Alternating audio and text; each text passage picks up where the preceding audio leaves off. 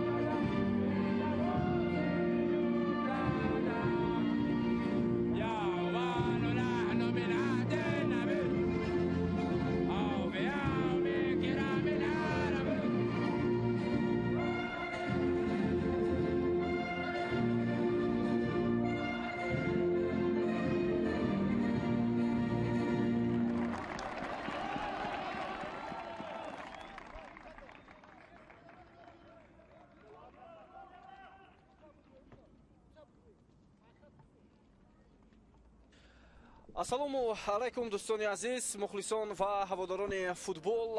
гузориши мустақими мо аз рӯзи аввали рақабатҳои интихобии рохат ба ҷоми Осиё 2025 манзури шумо мегардад. имрӯз дар вардишгоҳи марказии пойтахти кишварамон рақабатҳои интихобӣ оид ба футбол байни бозингарони 20 сола сурат мегирад ва як чанд дастаҳо албатта барои роҳ ёфтан ба ҷоми Осиё мубориза мебаранд. аз ҷумла тимҳое ки имрӯз бо ҳам рақобат мекунанд ва хотиррасон мекунем ки дастаҳои якачини ҷавонони Малайзия ва Умон ҳоло барои роҳ ёфтан ба марҳилаи ё қисмати ниҳоии ин мусобиқа талош хоҳанд кард. хуб, ҳайти дастаҳоро барои шумо муаррифӣ мекунем. сараввал дастаи Малайзия ки онҳо бо либосҳои зард имрӯз ҳунарнамоӣ мекунанд ва баъдан дастаи Умон. хуб, чӣ тавре ки болотар ишора кардем, бинандаи азиз, дар марҳилаи муқаддамоти рохат ба ҷоми Осиё дар 11 гурӯҳ рақобатҳо сурат мегиранд ва албатта яке аз гурӯҳҳоро мо мизбонӣ мекунем ва фикр мекунам ки тими ҷавонони Тоҷикистон метавонад барои рафтан ба марҳилаи ниҳоии мусобиқа талош намояд. ва албатта дар баробари Тоҷикистон дар ин гурӯҳ дастаҳои Малайзия, Умон, Шри-Ланка ва Ҷумҳурии Халқии Демократии Корея ё Кореяи Шимолӣ мубориза мебаранд ва дастаи аввал, яъне дастае ки зинаи аввалро ишғол мекунад, роҳи худро ба қисмати ниҳоии мусобиқа ҳамвор мекунад ва аз рӯи нишондоди беҳтарин дастаҳои зинаи дуввум ҳам рохат мегиранд. аз миёни 10 гурӯҳ, мо болотар 11 гурӯҳ гуфтем, 10 гурӯҳ будааст ва аз миёни 10 гурӯҳ 5 дастаи беҳтарини зинаи дуюм ҳам ба қисмати ниҳоии ҷоми осиё роҳ меёбанд. ҷоми осиё соли оянда миёни 16 дастаи беҳтарин дар ҷумҳурии мардумии чин баргузор мегардад. хуб, бозии нахуст миёни дастаҳои Малайзия ва умон ҳоло баргузор мешавад. аз рӯи қудрат ва умуман натиҷаҳо агар бубинем, ҳамеша дастаҳои арабӣ бартарӣ доранд, вале солҳои охир дастаи ҷавонону наврасони тими Малайзия ҳам натиҷаҳои хуб дар марҳилаҳои ниҳоии мусобиқаи қаҳрамонии Осиё байни ҷавонону наврасон нишон дода истоданд. баъд аз ин рақобат шумо метавонед дидори дастаҳои ҷумҳурии халқии демократии Корея ё гуфтем ё Кореяи Шимолӣ бо Шри-Ланкаро тамошо кунед ва дар рӯзи дуюми рақобатҳо 23 сентябр тими мо нахустин бозиашро бо Шри-Ланка баргузор менамояд. хуб, садои хуштаки доварро интизорем. садои хуштаки довар Ванкатеш Раманчандран аз Ҳиндустон аз оғози рақобати дастаҳо дарак медиҳад. ба ин довар Арлин Пилан аз Ҳиндустон ва Пам Хонтам аз Ветнам кӯмак мекунанд. Нигой Дай Лан аз Ветнам довари чаҳорум дар рақобати имрӯз аст. хуб, ҳайти дастаҳо дар дидори имрӯза. хуб, тими Малайзия ҳаяташ чунин аст. рақами 23 дарвозабон Ҳозиқ Айман дар хати дифо ҳунарнамоӣ мекунад. рақами 4 Мусе Раҷ, рақами 12 Амир Фарҳан. хуб, дар баробари ин бозингаро рақами 3 Муҳаммад Фарис Дониш, рақами хуб 6 Қаниш Ҳакимӣ ҳунарнамоӣ мекунанд. дар маркази майдон рақами 7 Замир Ҳаким, рақами 8 Муҳаммад, рақами 10 Муҳаммад Ҳавал Даниш. хуб, рақами 15 Муҳаммад Аман Ҳаким читавре ки гуфтем. рақами 14 Наим Зайнуддин ва дар хати ҳамла рақами 21 капитани даста Ариф Саван Сафри ҳунарнамоӣ мекунад ва албатта бо як ҳамлагар имрӯз тими Малайзия муқобили Умон ҳунарнамоӣ хоҳад кард. Хуан Торес Гарридо аз Испания сармураббии дастаи ҷавонони Малайзия аст ва ҳайти дастаи Умон бо роҳбари Аҳмад Муборак Алавӣ мураббии умонӣ имрӯз бо чунин ҳаят бозӣ мекунад. рақами 1 дарвозабон Абдуллоҳ Ал-Ҷабри аст. ҳоло идомаи ҳамлаи дастаи Умонро мебинем ва ин аввалин кӯшишҳои онҳо, аммо дар ин вазъият хубтар ҳаракат карда натавонист бозингари канории дастаи Умон. хуб, рақами 4 дар хати дифо Абдуллоҳ Ал-Маъмарӣ, рақами 5 капитани даста Ҷавад Халифа Алӣ, капитани даста гуфтем рақами 6 Фаҳад Ал-Муҳайнӣ, рақами 11 Саид Ғасиб Ал-Ғанбусӣ. дар маркази майдон ҳунарнамоӣ мекунад. рақами 10 Муҳаммад Ғани Ҷид, рақами 21 Абдулазиз Ал-Шахсӣ, рақами 18 Ҳасан Ал-Масрурӣ, рақами 16 Ёсир Саид Ал-Балушӣ. дар хати ҳамла бошад Муҳаммад Ал-Саади таҳти рақами 9 ҳунарнамоӣ мекунад ва сармураббии дастаро гуфтем мутахассис аз кишвари Умон дар бозӣ имрӯза аст. хуб, бозии нахуст албатта то як андоза шояд барои дастаҳо душвор ҳам бошад, чунки ин дастаҳо нобаст аз он ки қабл аз омадан ба душанбе якчанд бозиҳои санҷишӣ доштанд, рақобатҳои бисёр муҳим, аммо ин рақобати расмӣ аст ва то як андоза ҳалкунанда ҳам ҳаст. Малайзия дар мусобиқаи қаҳрамонии Осиё дар марҳилаи ниҳоӣ аниқтараш чанд дафъа талоши хеле зиёд ҳам кард ва агар гӯем ки онҳо дар мусобиқаи қаҳрамонии Осиё дар ин марҳилаи, яъне дар марҳилаи ниҳоӣ чанд маротиба солҳои пеш муваффақ шудан, вале солҳои охир натиҷа намедиҳад. бубинед, аслан тими ҷавонони Малайзия 3 кара дар финал иштирок кардааст. идомаи ҳамлаи дастаи Умон, аммо дар ин вазъият дарвозабон тӯбро дошта мегирад. 3 дафъа агарчи онҳо дар финал бозӣ карданд, вале ин дар нимаи асри 20 буд, аммо солҳои баъд тими мазкур ҳатто наметавонад ба қисмати ниҳоӣ рохат гирад. охирин боре ки тими мазкур дар марҳилаи ниҳоии ҷоми осиё иштирок кард, ин соли 2018 дар Индонезия буд. Дар Индонезия тими Малайзия дар марҳилаи гурӯҳӣ ҳунарнамоӣ кард ва онҷо дар як гурӯҳ ҳатто бо тими Тоҷикистон буд, агар хотиратон бошад, Арабистони Саудӣ, Тоҷикистон, Чин, аммо на ин ҳайати дигар албатта. Ва дастаи мо дар муқобили Малайзия ба натиҷаи мусовӣ расида буд, 2-2, ва онҷо ҳатто Ваҳдат Ҳанонов 7 гол ҳам зада буд ба дарвозаи хеш. Ва баъдан тими мо зинаи дуюмро ишғол кард, Малайзия зинаи охир. Тими мо 4 имтиёз ба даст овард, Малайзия 1 имтиёз ва Малайзия аз дуюми мусобиқа маҳрум шуд ва дастаи мо баъдан дар даври чавояк ниҳоӣ аз тими Кореяи Ҷанубӣ шикаст худ. Он замон тими ҷавонони Тоҷикистонро Виталий Левченко роҳбарӣ мекард ва ба ҳар сурат баромадан ба даври чавояк ниҳоӣ ҳам хуб буд, вале як қадами дигар монда буд ки дастаи мо ба даври нимниҳоӣ рохат гирад, вале муваффақ нашуда буд. ва ин ҳамон охирин иштироки дастаи Малайзия дар марҳилаи ниҳоии ҷоми Осиё буд. Дар соли 2020 хуб мусобиқа аслан баргузор нашуд, хотиратон агар бошад, чунки онҷо вобаста ба бемории пандемияи ковид рақобатҳо баргузор нашуданд. Ҳарчанд дар марҳилаи муқаддамотӣ пурра рақобатҳо баргузор гардида буданд. Тими мо масалан садрнишин буд онҷо, яъне ба қисмати ниҳоӣ рохат гирифт, бо роҳбари Аҳлиддин Турдиев буд дастаи мо, вале ҳамин пандемия боис шуд ки дастаи мо дар ҷоми Осиё иштирок накунад. Ва худи Малайзия бошад, худи Малайзия дар марҳилаи муқаддамотӣ дар гурӯҳ аввал шуд, ғолиб шуд, аммо бубинед вақти онҳо омад накард ва даста умуман мусобиқа баргузор нашуд. Дар соли 2021 бояд сурат мегирифт ва дастаҳо аз ҳаққи иштирок бенасиб монда. Соли 2020 маъзарат бояд баргузор мешуд. ва инак боз Малайзия, агар он бозиҳои интихобиро ҳам ҳисоб кунем, ин албатта мешавад сеюмин иштироки онҳо дар марҳилаи агар рохат гиранд, сеюмин иштироки онҳо мешавад дар марҳилаи муқаддамотӣ, чун дар соли 2023 соли гузашта иштирок накард Малайзия, рохат гирифта натавонист. бинандаи азиз, ва ин чизро бояд ҳатман ишора кард ки бозигарони Малайзия натавонистанд аз марҳилаи муқаддамотӣ ба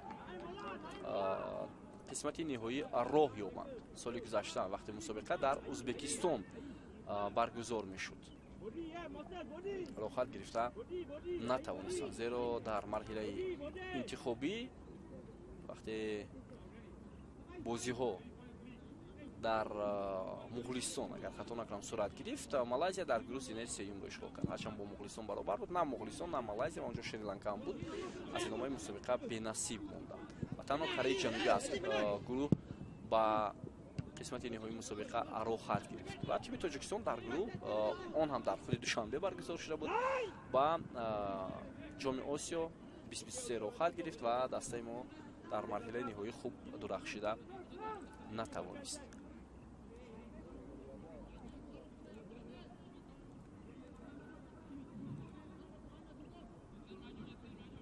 хуб, ҳоло бо ту ба бозингарони дастаи Умон ва мебинем ки онҳо чӣ гуна ҳунарнамоии худро анҷом медиҳанд. Капитани даста Халифа Алӣ тӯбро ба ҳамла ирсол мекунад, онҷое ки ҳамлагарон ҳастанд, аммо бенатиҷа ҳама ин ба поён мерасад. Солҳои охир албатта Душанбе на танҳо бозиҳои интихобии ҷоми Осиёро қабул мекунад, ҳатто марҳилаҳои ниҳоиро ҳам имкони қабул кардан дорад. Албатта бо ин васила мо метавонем боз чанд қадам пеш равем. акнун фурсате фаро расидааст ки марҳилаҳои ниҳоии мусобиқаҳои ҳамин сину сол ё масалан наврасонро ҳам қабул кунем ва албатта пеш аз ҳама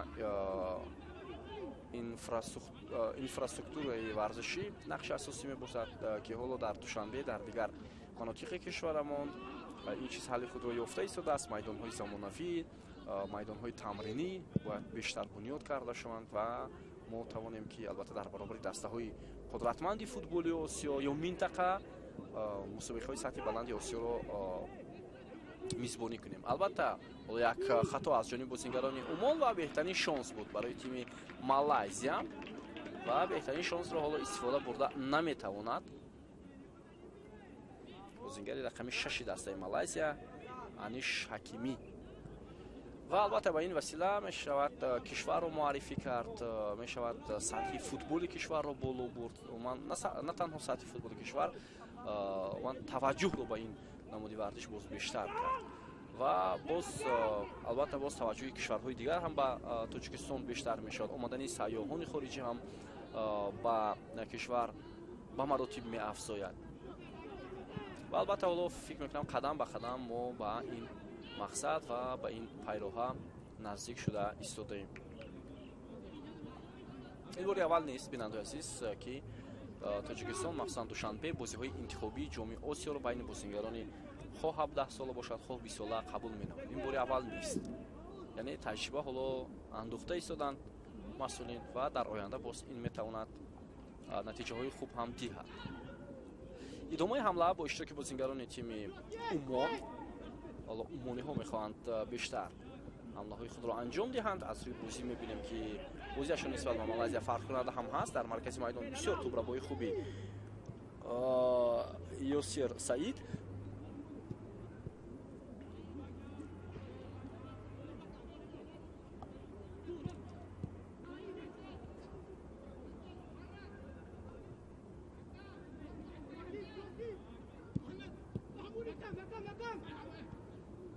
идомаи ҳамлаи бозигарони дастаи Умон ва инҷо як зарба аз ҷониби Муҳанд Ал-Саадӣ зада мешавад.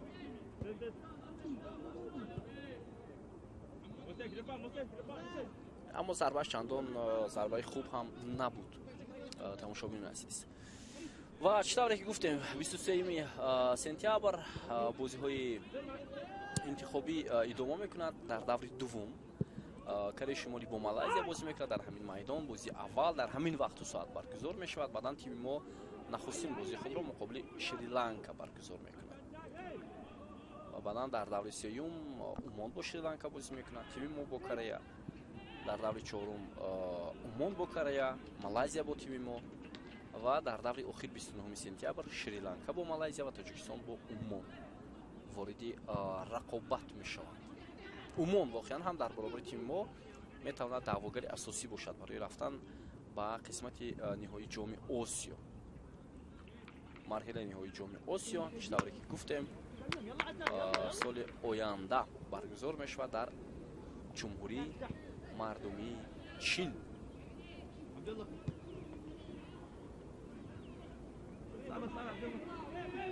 ва бояд ҳадафи дастаи ҷавонони мо ҳам ҳамин гуна бошад. баробари мураббии серб тими мо вазифадор аст ки дар майдони худ бар ҳарифони худ дастболо шавад ва саҳнаҳои бозиҳои ҷоми Осиёро соҳиб шавад.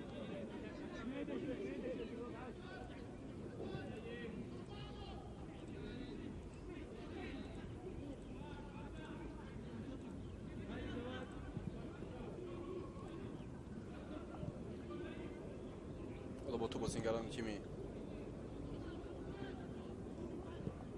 Умон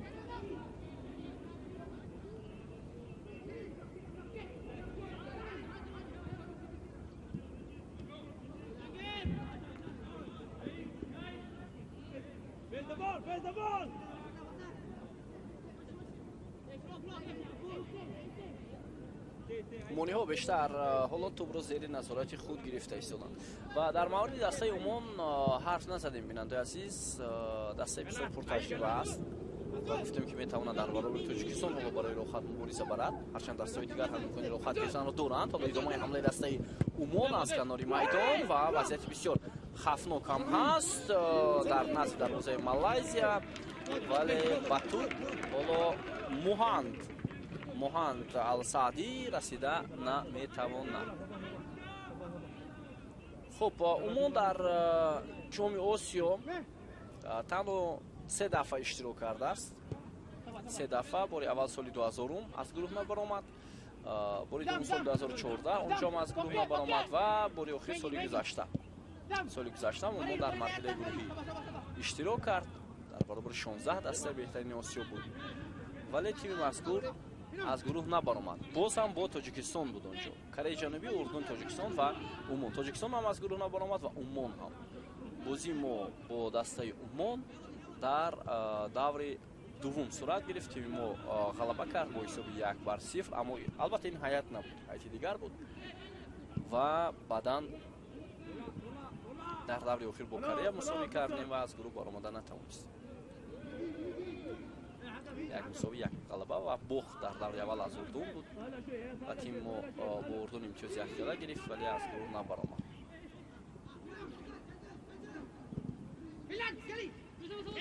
идомаи ҳамлаи дастаи Малайзия ва онҳо ҳам бисёр хуб бозӣ мекунанд барои идома додани ҳамлаҳои хеш ва довар ишора мекунад, довари ҳиндустонӣ ки зарбаи кунҷӣ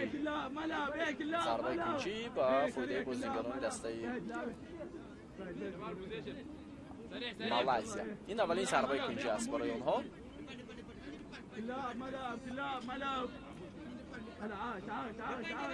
ва ҳоло зарбаи кунҷиро аз канори майдон Дониш Ҳакимӣ ба бозӣ медарорад. На, тубро нафари дигар гирифт. Муҳаммад Ҳайкал.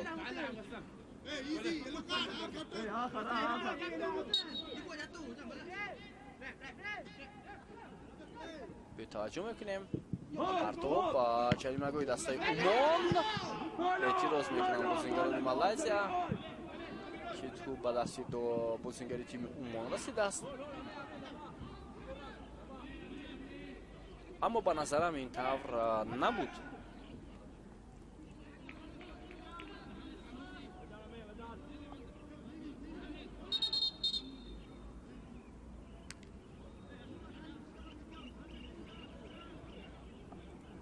خب حالا یکی از بازیگران دسته مالایزیا اند که خود را خوب احساس نمی‌کند.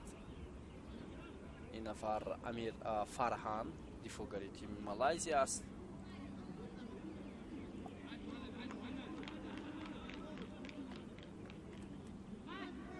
با او طبیبان کمک می‌رسانند.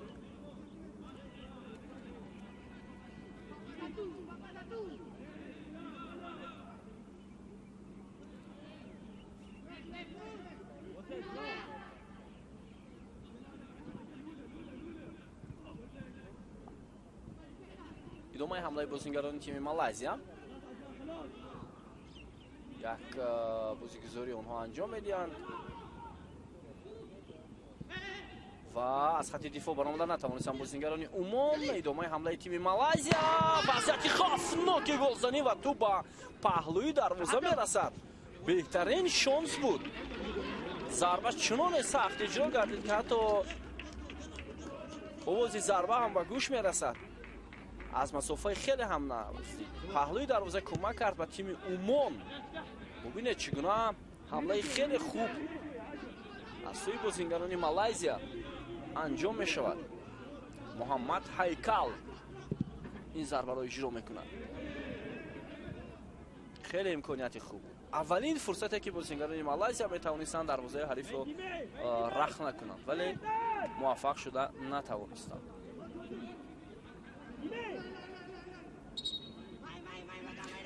барои кӯшиши чорумаш тими Умон мубориза мебарад ва албатта гуфтем ки дар марҳилаи ниҳоии ҷоми Осиё тими мазкур таҷрибаи камтар ҳам дорад назар ба дигар дастаҳо. агар худи Малайзияро бигирем, хуб ман болотар гуфтам ки дар миёнаҳои асри 20 дастаи Малайзия аз ҳама тими беҳтарин дар қораи Осиё буд, вале оҳиста-оҳиста бо гузашти замон тими мазкур дар ҷоми Осиё натиҷаҳои хуб нишон надода истодааст.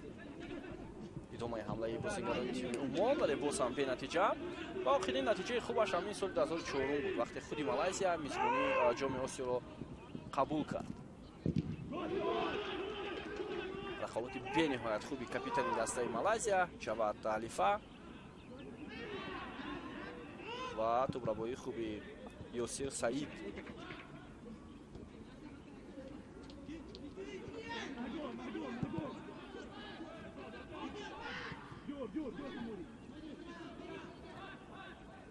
назар ба дастаҳои Малайзия ва Умон, бинандаи азиз, тими Тоҷикистон, дастаи ҷавонони Тоҷикистон дар ҷоми Осиё зиёд бозӣ накардааст. Тими мо ҳам чӣ қадаре ки масалан дастаҳои мазкур бозӣ карданд, махсусан худи Умон ҳамин қадар таҷрибаи бозиро дар ҷоми Осиё дорад. ҷоми Осиё биёни бозингарони пеш 19 сола баргузор мешуд, вале инак чанд соли охир, 2-3 соли охир мусобиқа байни бозингарони 20 сола сурат мегирад.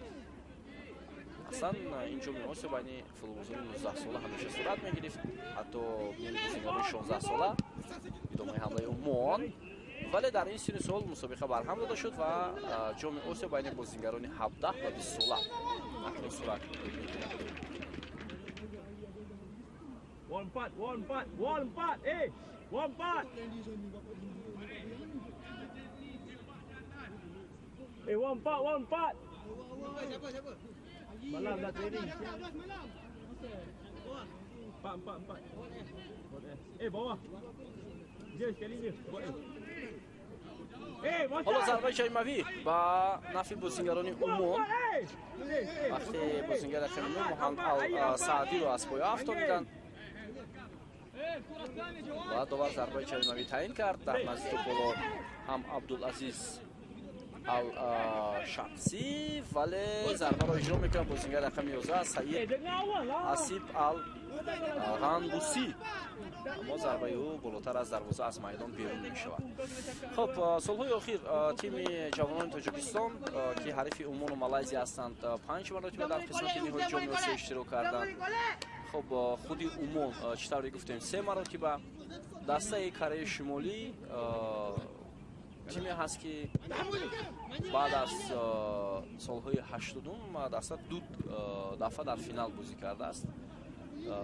2 дафъаи дигар ғолибият ба даст овардааст. ғолибияти даста ҳам солҳои 2008-2010 буд. солҳои 2006-2010 будааст. соли 2006 дар Ҳиндустон онҳо ғалаба карданд ва соли 2010 дар ҷумҳурии мардумии Чин.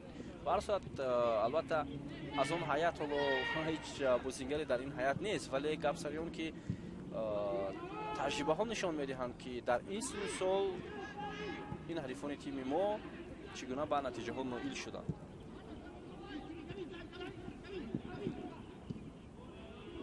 ҳоло тӯб дар ихтиёри бозингарони Умон, вале зиёд ба хато роҳ дода истодан бозингарони Умон. чанд лаҳза пештар шумо дидед ки дар назди дарвозаи худ онҳо ба ҳариф қариб як голро тӯҳфа кунанд.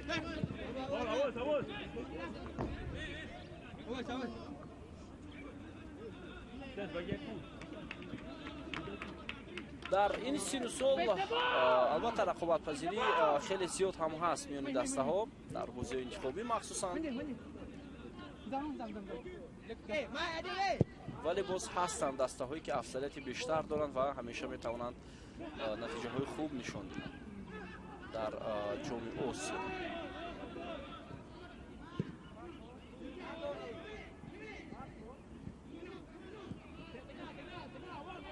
ту бозингарони тими Малайзия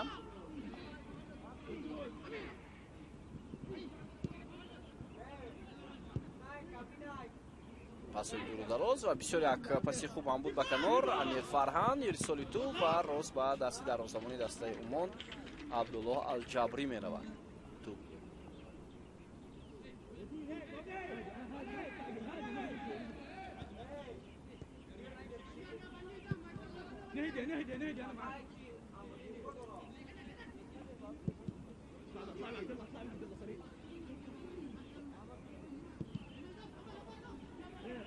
дар синни соли наврасӣ ва синни соли ҷавонӣ дар таҷрибаи мусобиқаҳои қаҳрамонии Осиё ҳамеша маълум аст ки дилхуд даста метавонад натиҷаҳои хуб нишон диҳад, вале дар дастаҳои асосӣ, назар дорам дастаҳои калонсолон, рақобатпазирӣ хеле сахту сангин аст. масалан бубинед тими наврасони мо охирин бо соли 2018 чӣ гуна дар ҷоми Осиё хуб дурахшиданд, яъне дар финал бозӣ карданд байни бозингарони 17 сола ва баъдан ба ҷоми ҷаҳон рохат гирифтанд. аммо агар масалан дастаи калонсолонро бубинем, вале барои рафтан ба ҷоми ҷаҳон мубориза хеле пуршиддат аст. идомаи ҳамлаи бозингарони дастаи Умон.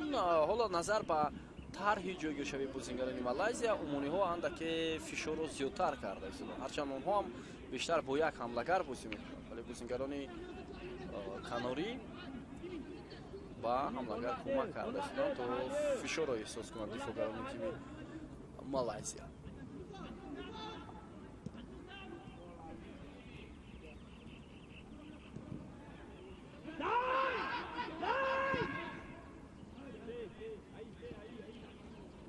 сармураббии дастаи Малайзия гуфтем мутахассиси испания аст. бинандаи азиз, Хуан Торес Гаридо. ҳоло имконият барои дастаи Умон ва ин шонс аз даст меравад барои тими Умон. бозингари рақами 13 Аднан Хамис Ал-Мушайфи.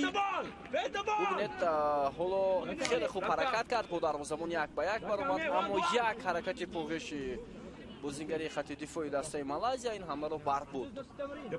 ҳоло вазъияти стандарти барои футболбозони тими Умон. партоби бисёр баланд ба ҷаримагоҳи тими Малайзия.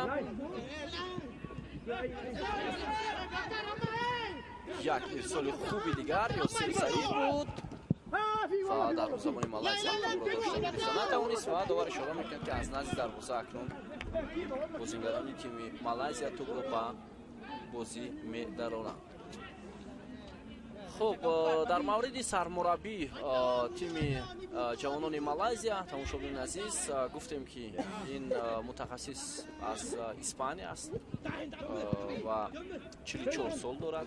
вақтҳои охир фаъолияташ ҳамеша дар хатои дарвозабони тими Малайзия ҳамеша дар Малайзия будааст, дар дастаҳои ҷавонон олимпӣ фаъолият кардааст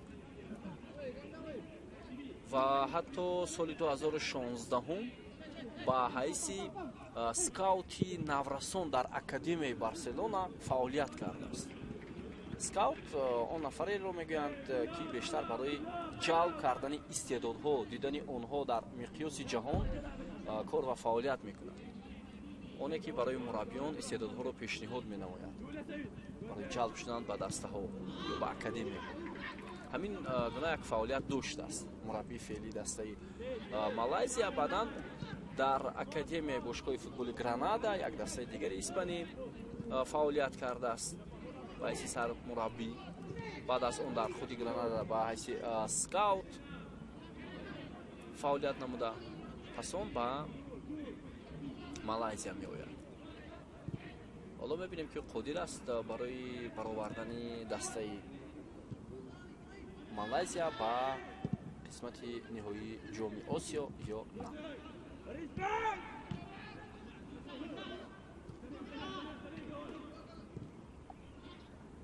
бо ту бозингарони тими Малайзия.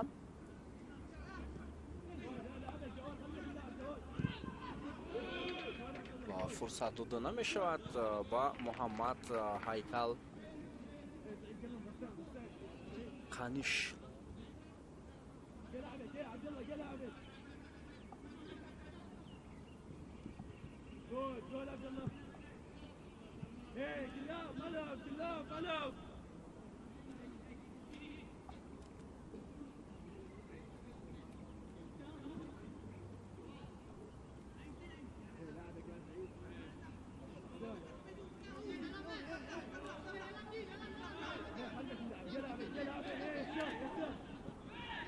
думаи ҳамлаи бозингарони Малайзия қариб инак то дақиқаи 28 дастаҳо бозӣ баробар нишон дода истоданд. имконият ҳаст барои идома додани ҳамла ва фурсати зарбазанӣ буд, аммо тӯбро ҳамлагари дастаи Умон ба канори рост иҷро кард. Маҳанд Ал-Саадӣ буд ки беҳтарин шонси зарбазаниро пайдо карда тавонист, вале зарба назад.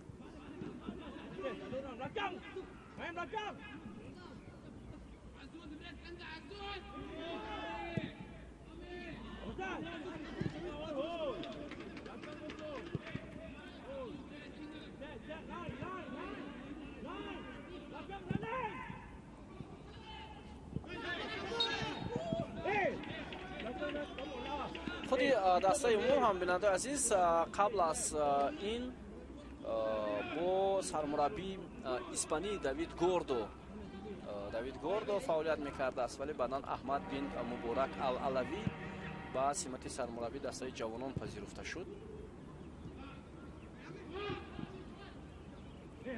худи ӯ дар ситоди мураббиёни ҳамон мутахассиси испанӣ фаъолият кардааст.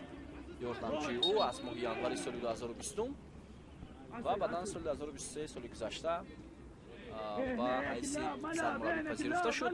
баъд аз он ки дастаи ҷавонони Умон дар ҷоми Осиё дар Ӯзбекистон натиҷаи хуб гирифта натавонист.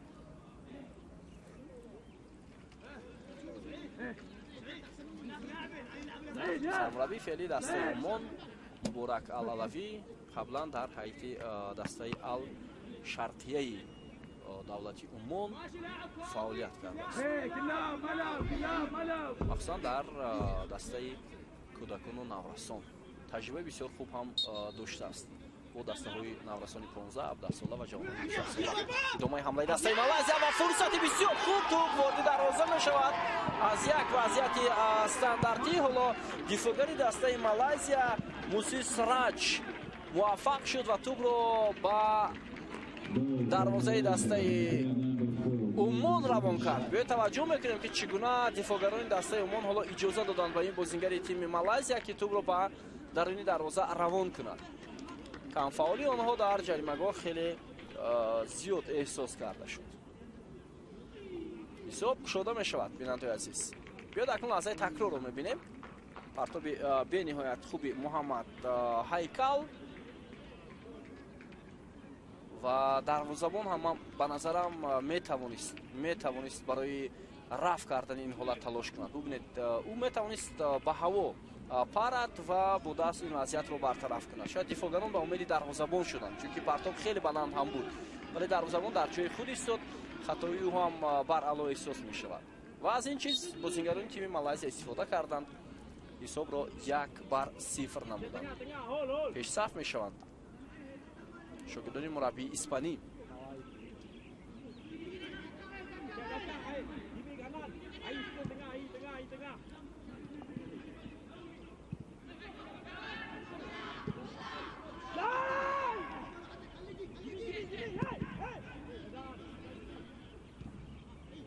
лакин ҷавоби бозингарони Умонро мебинем.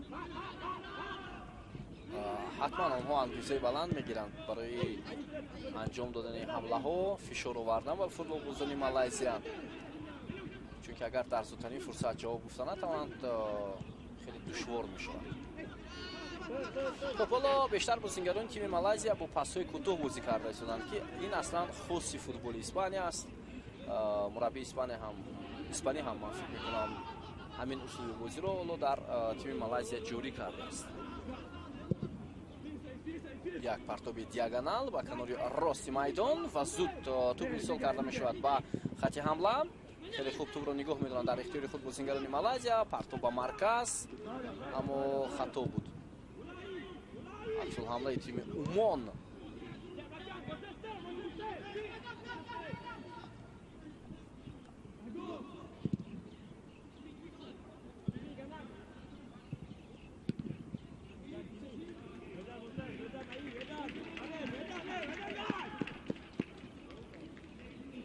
мураббии 44 солаи тими Малайзия лаҳза ба лаҳза ба шогирдонаш дастур дода истодааст.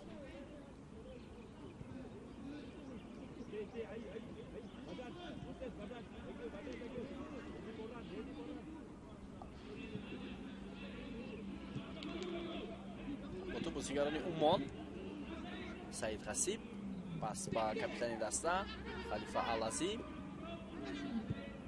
Ёсиф Саид пас ба ҳамлагар Саъдӣ буд. Ғасиб ва аз ҳамин мавқеъ зарба мезанад бозингари рақами 11.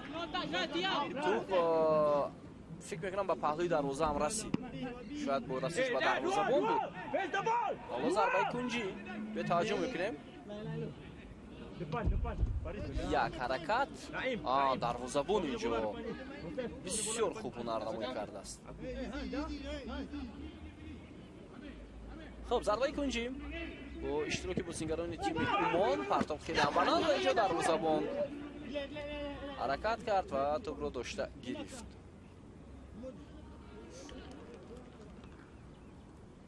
Dam, tolak dam. Faris.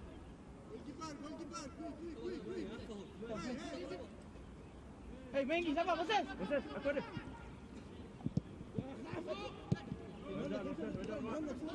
Cek dalam, air stay tengah. Mat, stay, mat. идомаи ҳамлаи бозингарони дастаи Умон.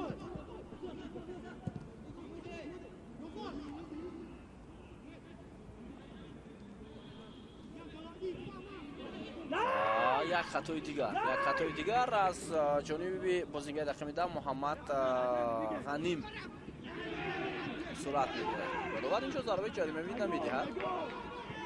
шояд ҳақ ҳам дошт ва хато мекунанд бозингарони Умон. боз як хатои навбатие ки чанд лаҳза пештар ҳамин гуна хато карда буданд, вале офсайд ҳоло ба қайд гирифта мешавад дар ҳамлаи тими Малайзия.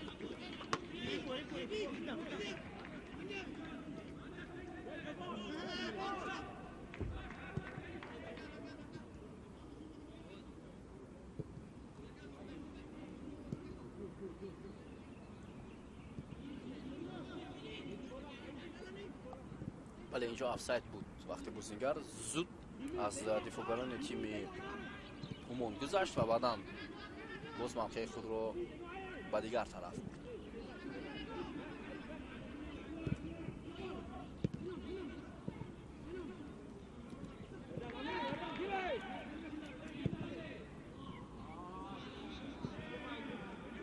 дар дақиқаи баъди нимаи аввал фикр мекунам ғайр аз пурқувват кардани хатти дифоъ чизи дигаре ҳоло шояд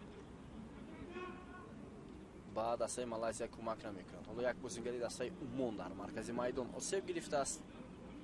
Асан ал Масрури бозингари рақами 18 мебошад.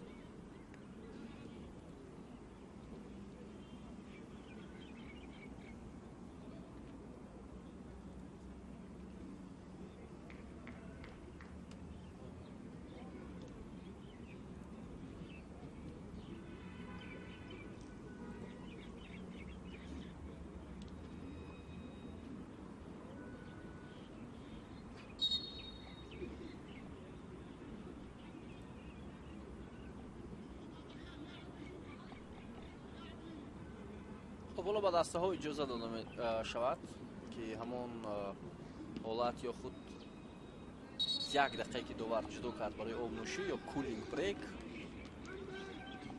зуд боз ба майдон баргарданд.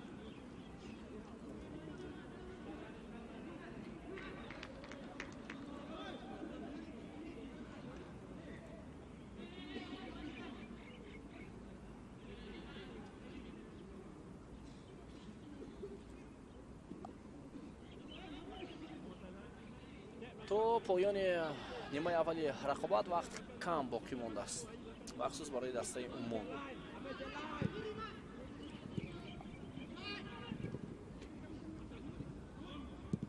умониҳо амалои фишро идома медиҳанд. як песоли ту ба ҷаримагоҳи дастаи Малайзия аз ҷониби Саид Ғасиб буд.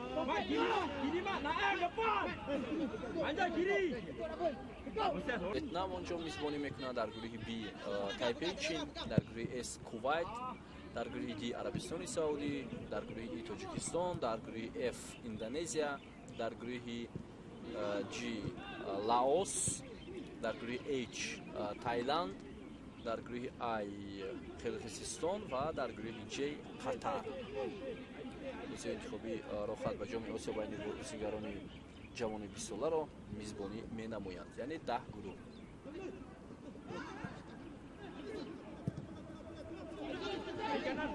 идомаи ҳамлаи бозингарони Умон, як партоби дигар ва фурсат буд, аммо хубтар тӯбро идора карда натавонист Асан Ал Масрури.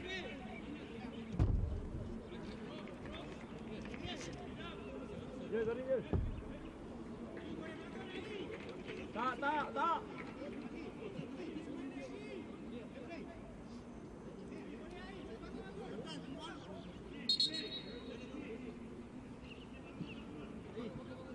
Lagi bangun.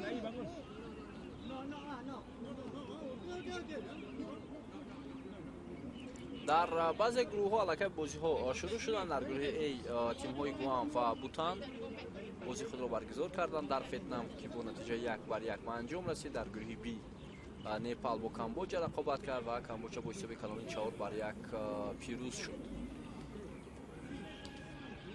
рақобатҳо дар гурӯҳҳои дигар имрӯз идома мекунанд ва бозиҳои иттифоқӣ ҳамеша дар як давра баргузор мешавад. ҳоло аз 21 то 29 сентябр, яъне аллакай рӯзи 30 сентябр ҳама дастаҳои иштирокчии ҷоми Осиё 2025 маълум мешавад. 10 ғолиби гурӯҳ ва ҳамчунин боз беҳтарин дастаҳои зинаи дуюм, яъне 5 дастаи беҳтарин зинаи дуюм, 15 даста ва мизбон Чин 16 даста. ҳамин тавр марҳилаи ниҳоии ҷоми Осиёро ташкил мекунад.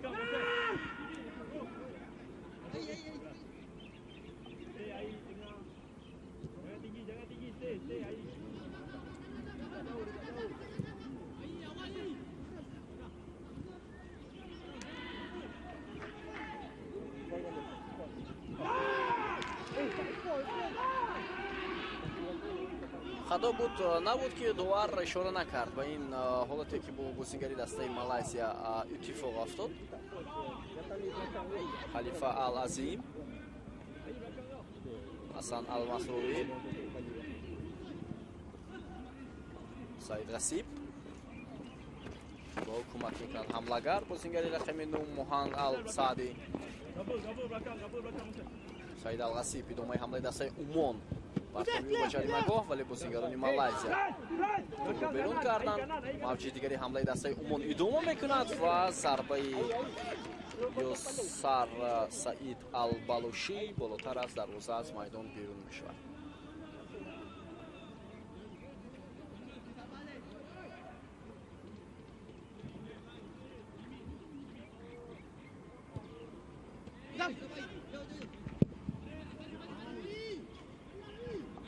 хато тӯб аз майдон берун мешавад, аут ва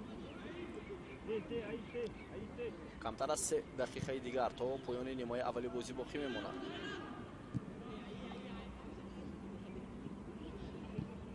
тавассути канори чап бештар ҳамлаҳои бозингарони Умон сурат гирифта истодааст. ҳоло бо тӯб Ҳасан Ал-Масруӣ партовиё ба марказ. бандаки паси хатарнок буд. ба ин хотир бозингарони дастаи Умон ҳамлаи худро идома дода натавонистанд.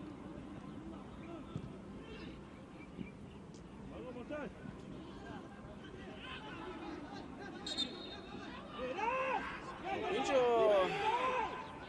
чӣ иттифоқе афтод?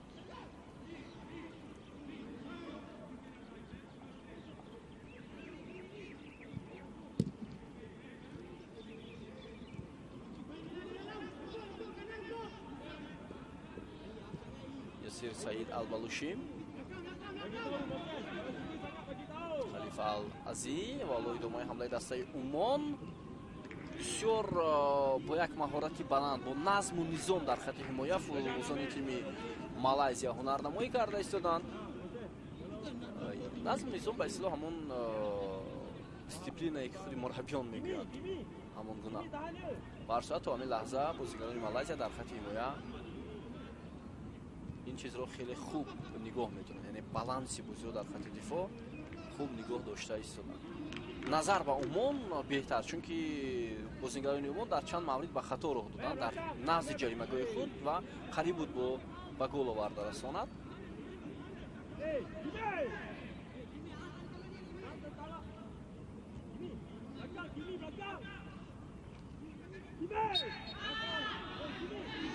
خب بالا در مرکز میدان خطا از جانب محافظتگری تیم مالایزیا صورت گرفت.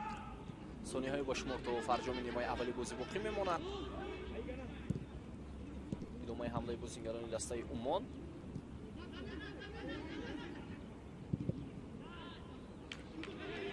тамоми бозингарони дастаи Умон нимаи майдонро убур карданд.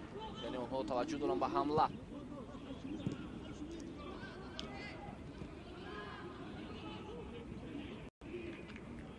ҳунарнамои хуби бозингари рақами 16 Юсир Саъд буд ва пас ба канор. идомаи ҳамлаи дастаи Умон. ирсоли ту ба ҷаримагоҳ. имкони зарбазанӣ барои Юсир вуҷуд дорад. ӯ пас медиҳад ба ҳамдастаи худ ва акнун бо як таркиббороӣ бозингарони Умон мехостанд зарба зананд ҷониби дарвозаи Малайзия, аммо муваффақ нашуданд. довар 3 дақиқа илова мекунад ба нимаи аввали бозӣ байни дастаҳои ҷавонони Малайзия ва Умон. як таркибборои хуби дигар аз ҷониби футболбозони тими Умон, вале ту берун карда мешавад аз дифогарони тими Малайзия. зарбаи кунҷӣ.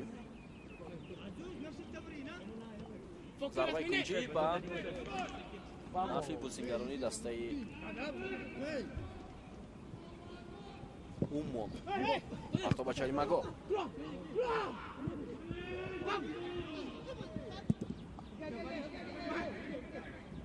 Bendaman.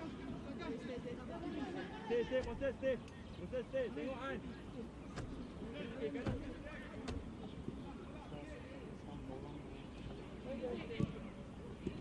аз ин гурӯҳе ки иборат аз 5 даста ҳаст, барои бисёре аз дастаҳо шонси хуб аст ки имтиёзҳои худро бештар кунанд барои рафтан ба қисмати ниҳоии ҷоми Осиё, махсусан барои дастаи ҷавонони мо. ба ҷуз муваффақият ва рафтан ба қисмати ниҳоӣ дигар ҳеҷ чиз тими моро набояд қонеъ кунад. ба умеди масалан зинаи дуввум шудану ба умеди дастаҳои дигар, натиҷаҳои дигар, ин то як андоза хуб нест. вале ин футбол аст, ҳама чиз шуданаш мумкин, аммо мо умед дорем ки ҷавонони Тоҷикистон метавонанд соҳиби рӯххат шаванд.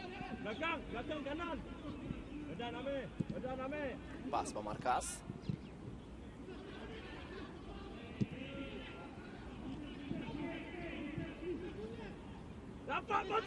як ҳаракати бисёр хуб, парто ба ҷаримагоҳ, идомаи ҳамлаи дастаи Умон, вале инҷо ду футболбоз ба умеди ҳамдигар шуданд ва ба ҳамдигар халал ҳам расониданд. Моҳанд Ал-Саъдӣ зарбашро хуб иҷро карда натавонист, вале агар мутаваҷҷеҳ шавем ба ӯ андаке халал ворид кард Муҳаммад Ғанимҷиё. яъне мас хатои ё худ ҳаракати ӯ андаке барои бозингари рақами 9 монеа шуд. хуб, чанд сония дигар боқӣ мондааст. бозингарони Малайзия бояд дар хати ҳимоя устувор бошанд ва нимаи аввалро бо бартарии худ ҷамъбаст кунанд.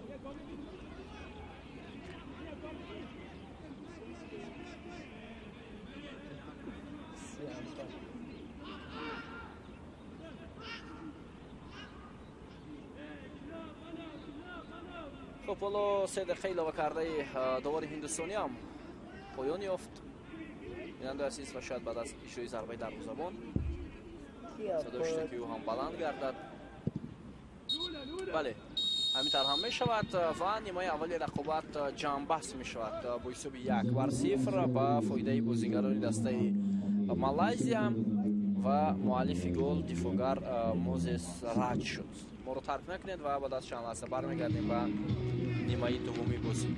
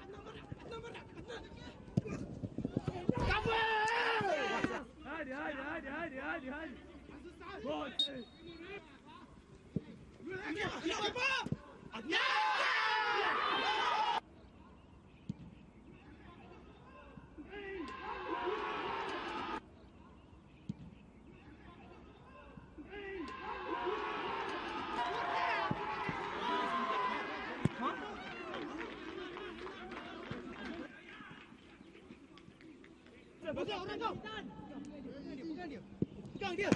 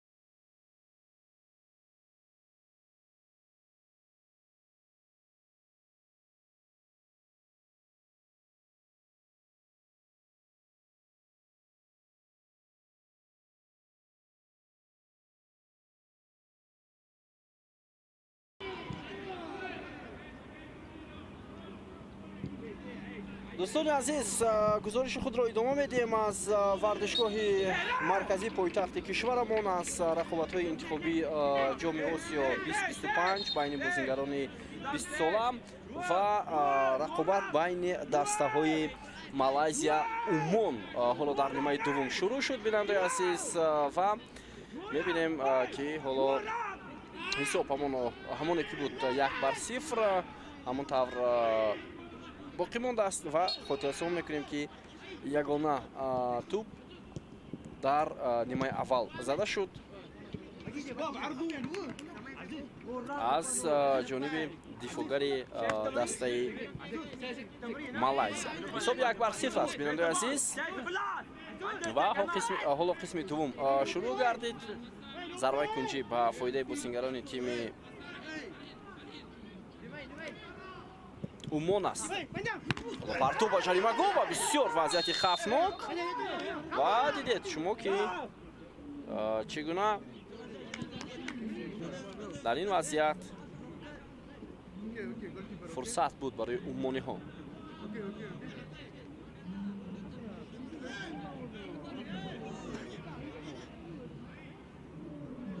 дар замони дастаи Малайзия андаке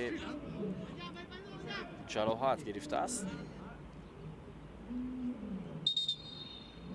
ва мебинем ки ба ӯ ки кӯмак мекунад. хуб, дар ҳайати дастаи Умон як бозингар иваз шудааст. бинандаи азиз, футболбози рақами 7 Юсуф Ал-Шабиби ба майдон омадааст.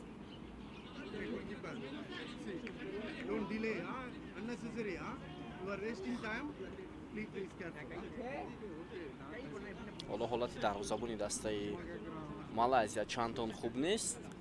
ба ӯ кӯмак мекунанд табибон.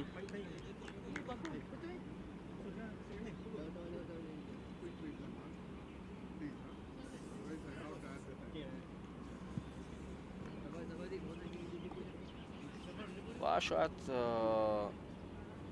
ҳоло мураббии дастаи Умон ҳамроҳ бо ёрдамчиаш ҳоло машварат доранд.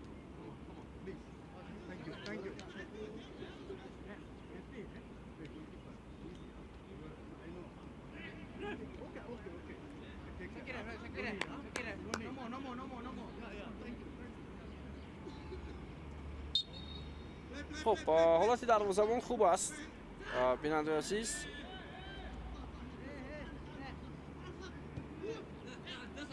ва бозӣ идома мекунад ва хотиррасон мекунем ки ин дастаҳо дар зергурӯҳи И қарор доранд. он ҷое ки дастаи мо, дастаи Умон, Малайзия, Кореяи Шимолӣ ва Шри-Ланка аст. имрӯз даври аввал шурӯъ гардид ва то 29 сентябр идома мекунад. дар бозии дуввум Кореяи Шимолӣ бо Шри-Ланка бегоҳи имрӯз баъд аз ҳамин рақобат нехтараш рӯбарӯ мегарданд ва даври дуввум 23 сентябр оғоз мешавад.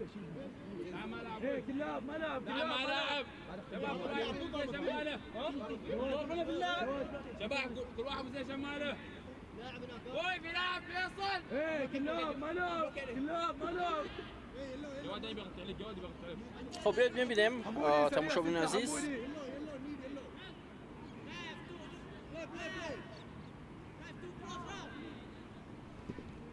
ادامه حمله بازیگران دسته مالایزیا و بعداً در مورد هیئت دسته ها برای شما گفته می‌گذاریم.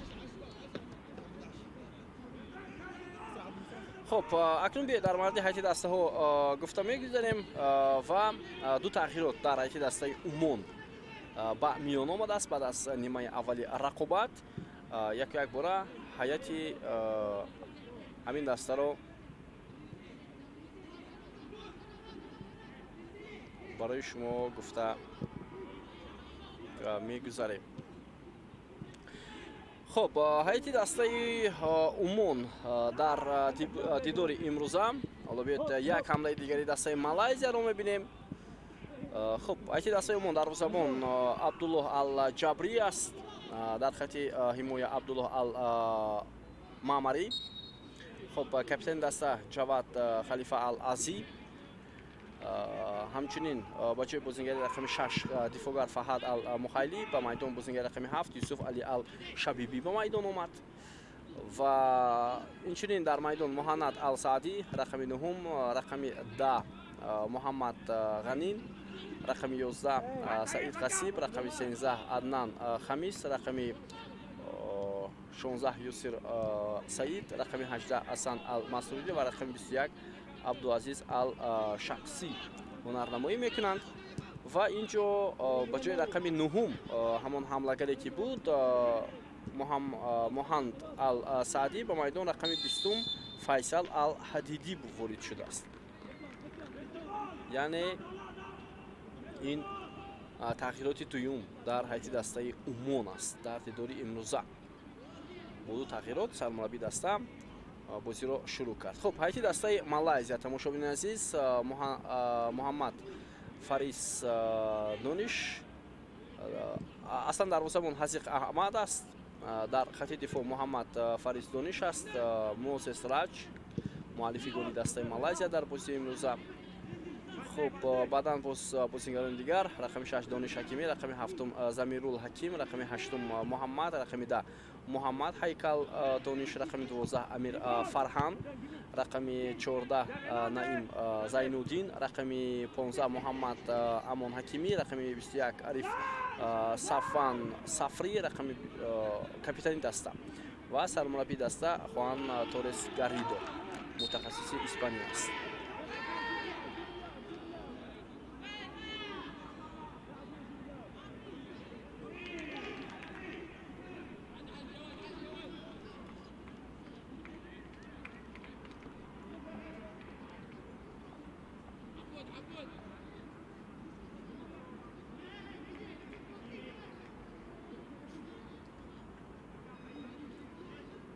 خب حالا با سرمربی اسپانی دسته مالایزیا دوبار کارت زرد نشان میدهد.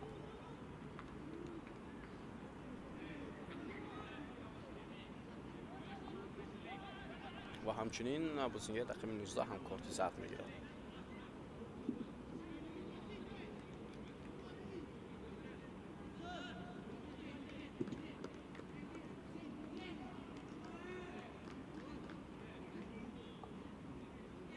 ببینید حرکت دفاعی دسته مالایزیا واقعا هم نوجو بود در این وضعیت.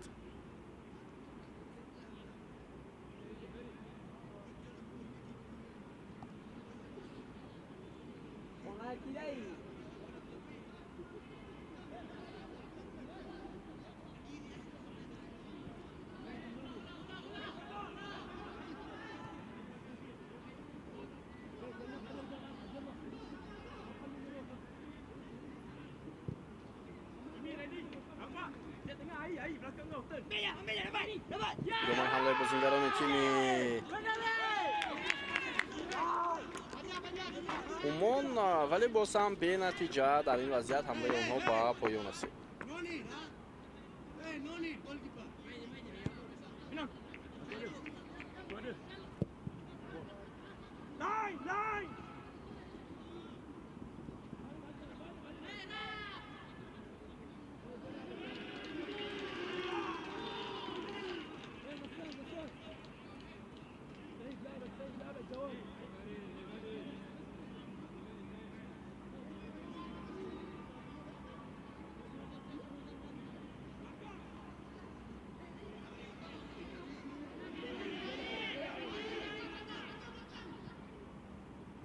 идомаи ҳамлаи бозингарони дастаи Малайзия. ҳоло бубинед хеле зиёд ҳаракат кардаистонанд бозингарони Малайзия дар нимаи дуввум ва ин шояд як тактикаи сармураббӣ ҳам ҳаст ки дар оғози нимаи дуввум бояд онҳо бештар талош кунанд.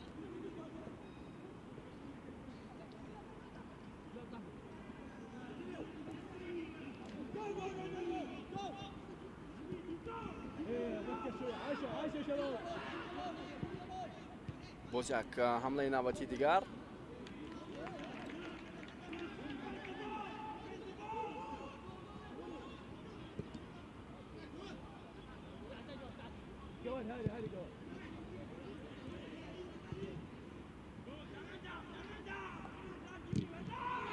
инҷо фишори бозингарони тими Малайзия хеле зиёд аст ва ба ин тартиб онҳо ҳамлаҳои худро анҷом медиҳанд. ҳоло як партов ба ҷаримагоҳ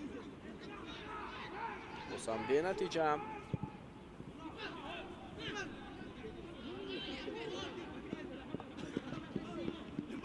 навбат ба навбат дастаҳо ҳоло ҳамлаҳои худро анҷом дода истонанд.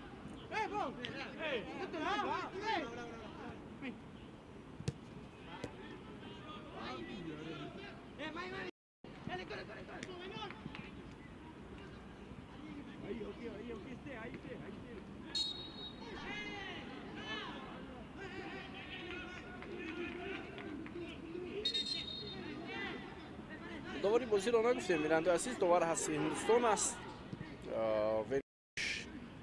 Рамачандаран, ба ӯ як ҳамватанаш Арон Пилай ва ҳамчунин довари ветнамӣ Хуай Там кӯмак мекунад.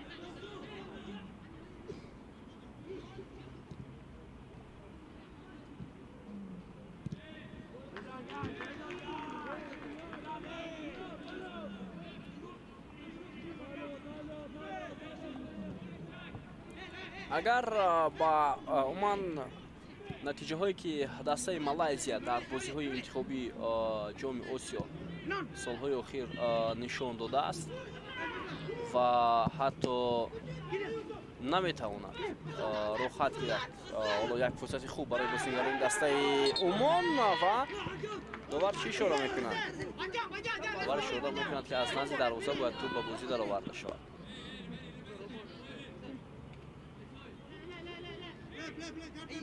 таваҷҷӯҳ мекунем ки чӣ гуна иштибоҳ карданд бозигарони хатти дифои дастаи Малайзия ва натавонистанд ҳамларо хубтар анҷом диҳанд.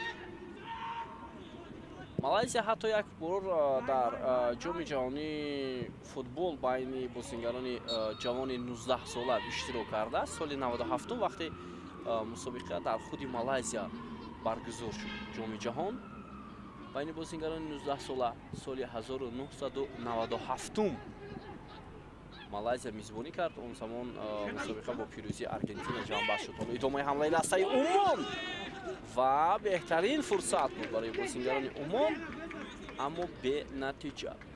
Ва Малайзия ҳамон замон дар як гурӯҳ бо Уругвай, Марокаш, Белгия рақобат кард, аммо ягон имтиёз ба даст наовард тими Малайзия.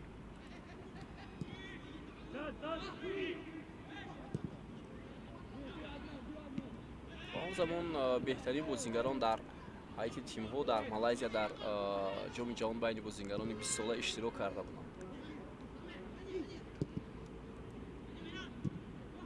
аз ҷумла яке аз онҳо Микаэл Силвестри бразилӣ ки дар ҳайати дастаи Арсенал бонгоном бароварда буд. Он замон дар ҳайати дастаи Бразилия ҳунарнамоӣ мекард. хеле бозингари хуб ҳам буд Силвестри. Силвестри фаронсавӣ маъзарат ки автогол зада буд дар бозии Бразилия ба дарвозаи тими Фаронса. бозигари фаронсавӣ буд.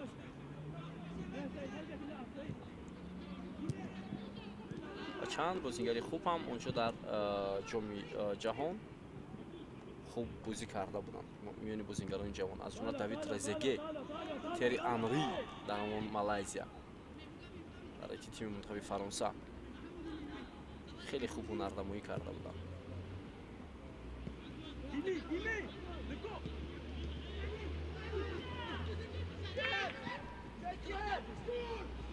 идомаи ҳамлаи Умон вале боз ҳам бенатиҷа. ҳатто бинандаи азиз, дар ҳамон ҷоми ҷаҳоне ки Малайзия соли 97 қабул карда буд, тими Англия ҳам буд бо Майкл Овен бо чанд футболбози хеле хуб дастаи мазкур ҳунарнамоӣ карда буд ва он мусобиқа бо пирӯзии Аргентина ба анҷом расида буд. аргентина ки дар ҳайати худ Рикелме дошт он замон, Пабло Аймар дошт, бозигарони хеле хубу дурахшиданӣ. Лионел Скалони сармураббии феълии тими Аргентина,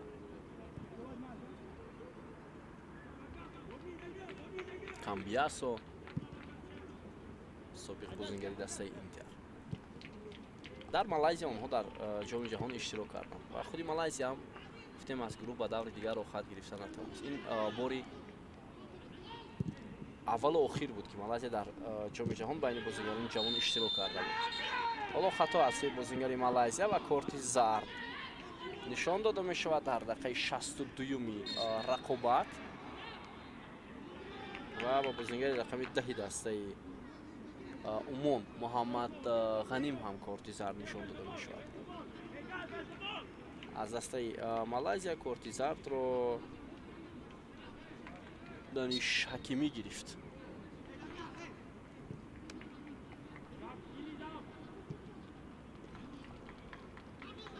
Малайзия бештар аз марҳилаҳои муқаддамотӣ ба қисмати ниҳоӣ рохат гирифта наметавонад.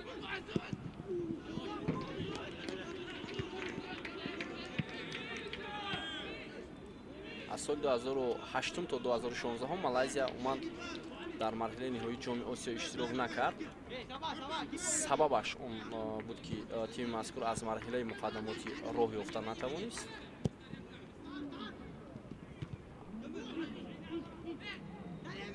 соли 2008 тими мо дар бозии интихобии соли 2007 бозӣ карда буд, вале тими мо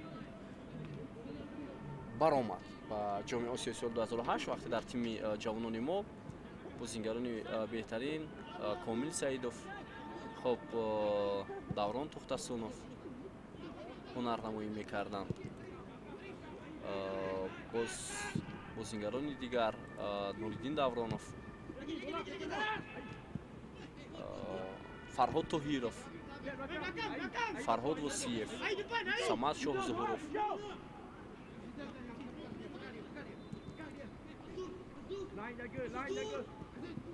вале Малайзия аз гурӯҳ баромада натавониста буд.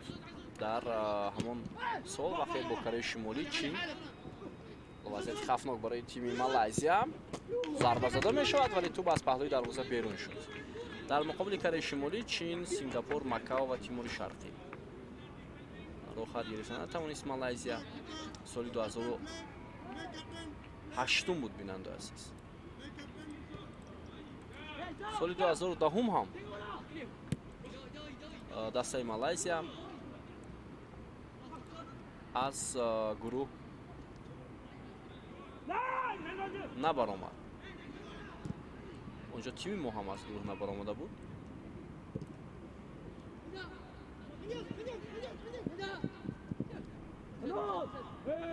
идомаи ҳамлаи дастаи Малайзия. ҳоло як фурсати хуб, пеналти. бале, пеналти 100% дуруст аст ба назарам ва боз лаҳзаи такрорро мунтазир мешавем. бетаваҷҷӯҳ мекунем. бале, инҷо бозингарони дастаи Умон агар тӯбро мерасиданд, тӯб ба самти дигар мерафт, вале бозингари дастаи Малайзияро аз пой афтониданд.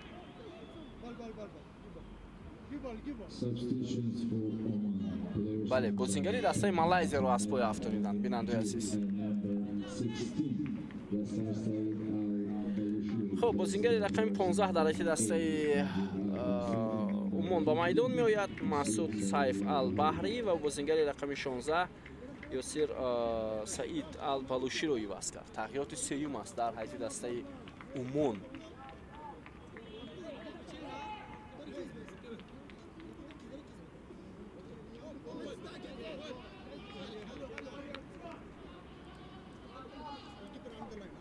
خب ضربه پنالتی تعیین کرده شد.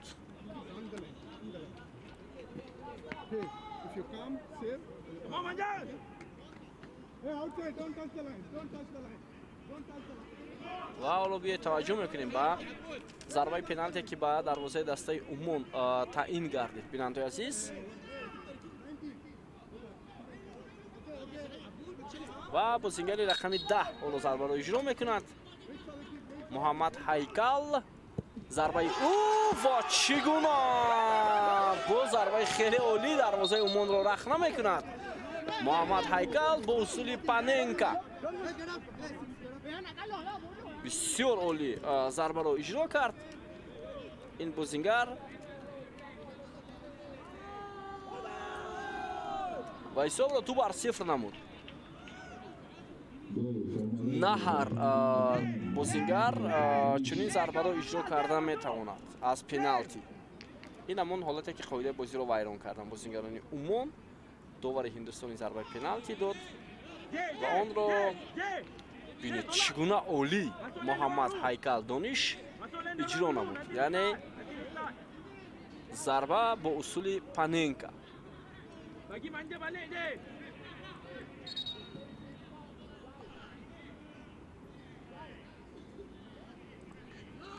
خب دو تغییرات در دسته مالایزیا می شود. حالا بازیگر رقم 9 به میدان می آید. این عزت محمد و او بازیگر رقم 7 زمیرول حکیم رو عوض می کنند.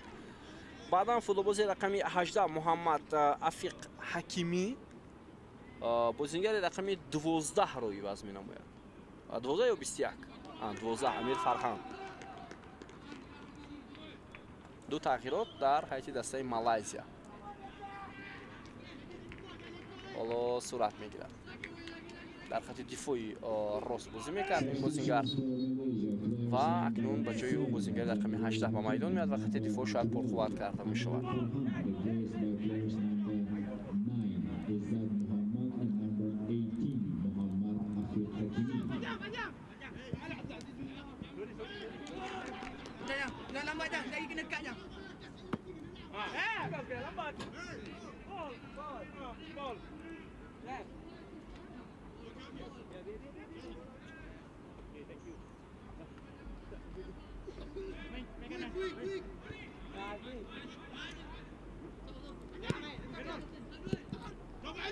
مالایزیا حالا میتواند نتیجه بسیار مهم رو در مقابل تیم عمان نگاه دارد.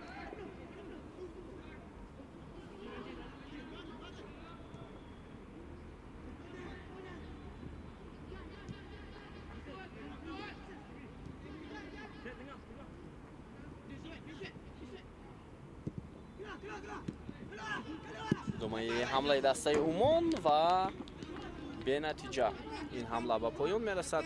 بیننده عزیز خیلی فرصت خوب بود.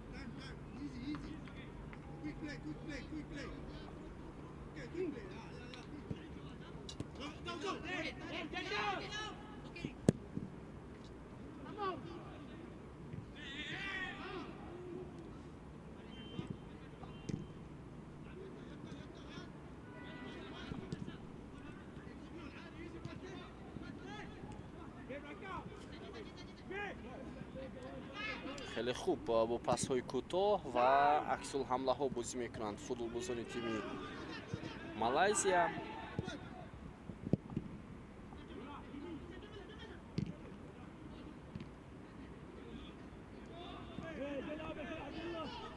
اکنون میبینیم که حمله چگونه ادامه میکنند.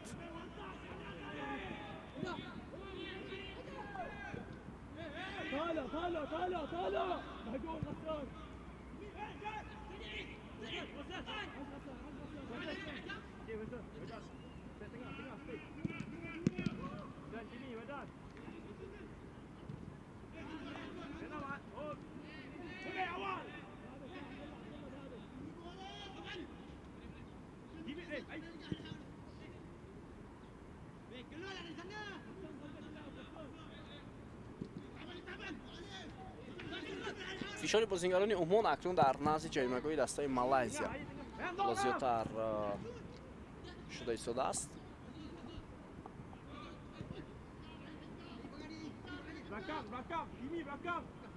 دقیقه 70 هم پشت سر می شود.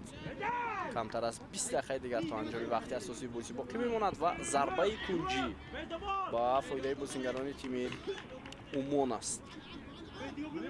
حالا برای اجرا کردن ضربه کنجی به نزد توپ مسعود سیف البحری می رود. پرتابی رو منتظر میشویم با جریمه‌گاه تیم مالایزیا.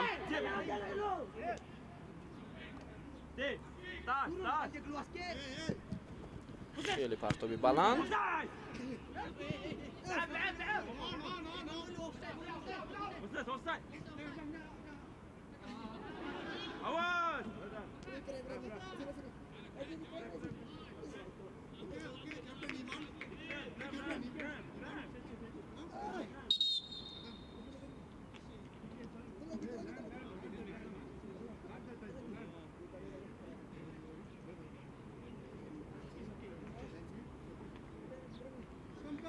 Come, Vivio, come!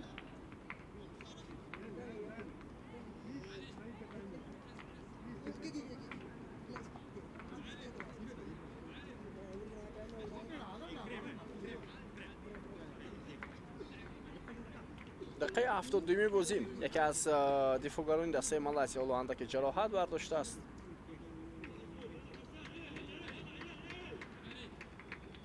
پزشکان به او کمک میکنند.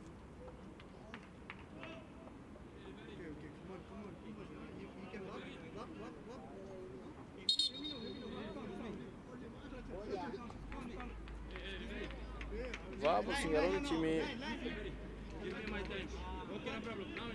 مالایزیا با این وسیله میخواهند چند دقیقه دیگر را به نفع خود کشال دهند.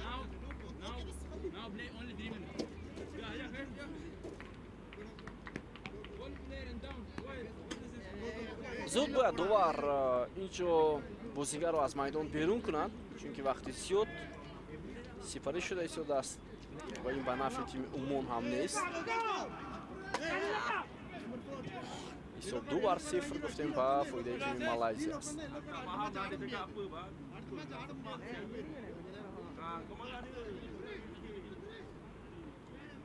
خب اما مؤلفی گل اولی دسته مالایزیا حالا حساب گرفت موزس راج. بازی رو ادامه میدهد یا نه وقت نشان میدهد.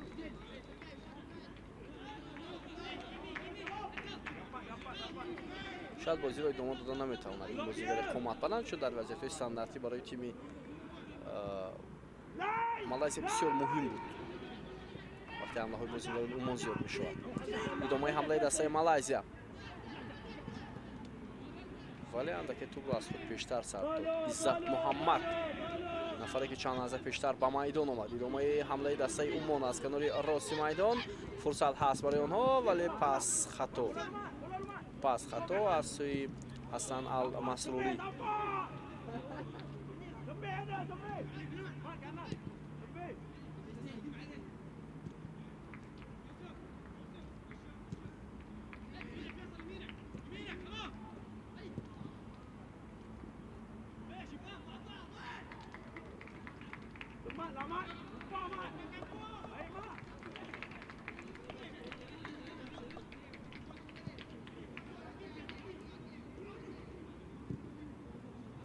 ادامه حمله بازیگران تیم عمان.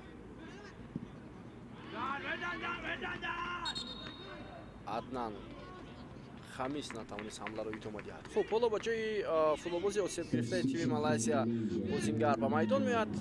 گل او رو کارگردان برای ما شما در این لحظه نشان میدهد.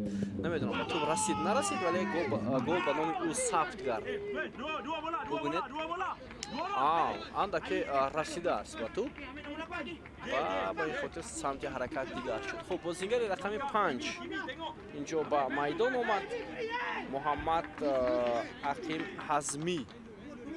حالا ضربه کنجی با فایده بازیگران عمان. پرتاب خیلی هم بلند. بازیگران مالایزیا این وضعیت رو برطرف میکنند. ادامه حمله تیم عمان است. پرتاب به نهایت بلند و جریمه‌گاه و تو بیرون کرده میشود. باز هم ضربه کنجی.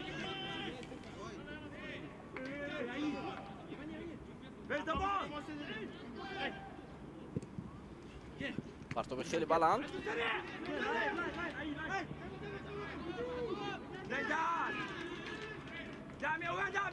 اینجا امکانیت بود برای بازیگران تیم عمان که حمله های خود را انجام دهند از کنار میدان.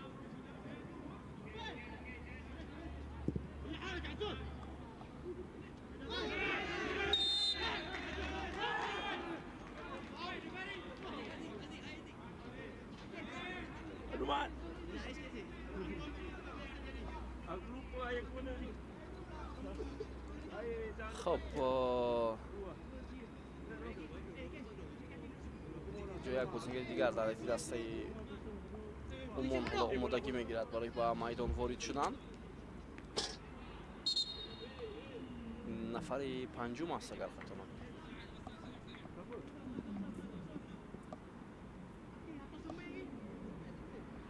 بازیگر رقم 19 بشار المحربی، فوتبال رقم 18 حسن المسروری رو عوض میکنند.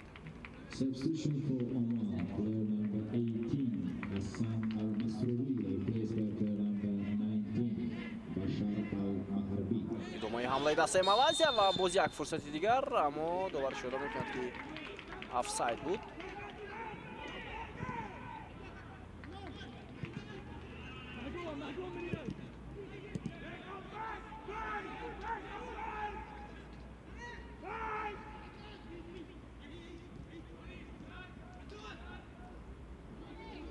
حمله از جانب بازیگران تیم عمان، یک پرتاب خیلی هم بلند ولی توپ از میدان بیرون می شود. حالا تیم مالزیا آیسته آیسته نزدیک می شود به پیروزی. کمتر از 13 دقیقه دیگر تا فرجام وقت اساسی بازی باقی مانده است.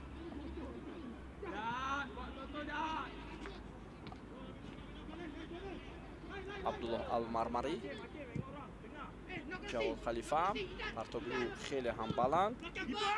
ارسالی توپ از جانب بازیگر رقم 13 عدنان خمیس بود ولی دروازه‌بان دسته مالزیا توپ رو داشته میگیرد.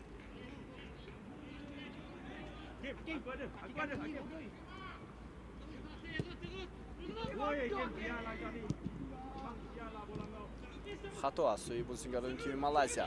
امکانیت‌های خوب، امکانیت بسیار عالی برای تغییر دادن حساب بازی، اما سیو دروازه‌بان تیم مالزیا این وضعیت رو برطرف می‌کند. حذیق ایمان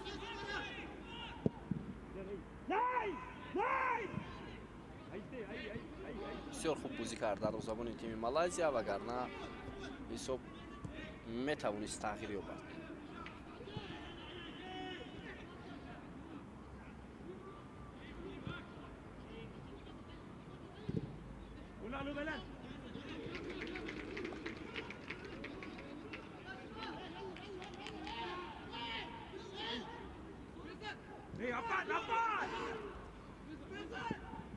حمله نوبتی بازیگران عمان.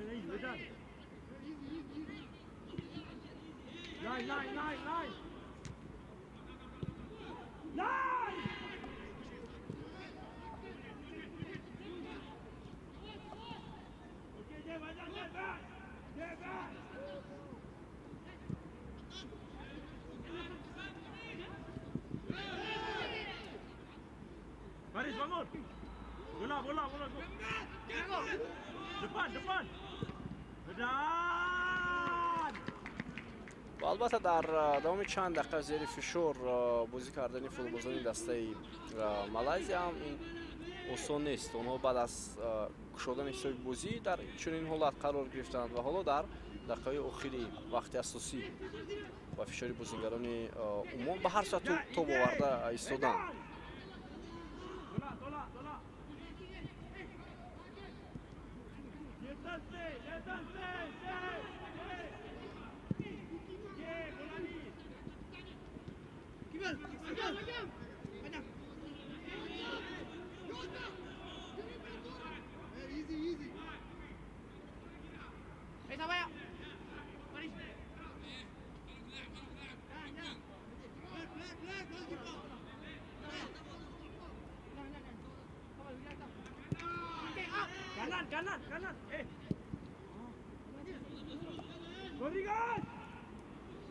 як аксул ҳамлаи дастаи Малайзия пас ба канори чап буд, аммо дифоъгарони Умон ин вазъиятро бартараф карданд.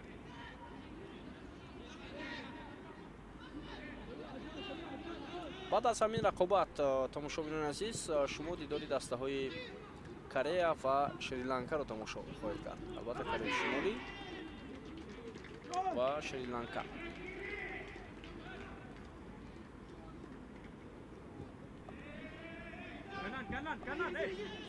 ҳуҷуми навбати бозингарони тими Умон.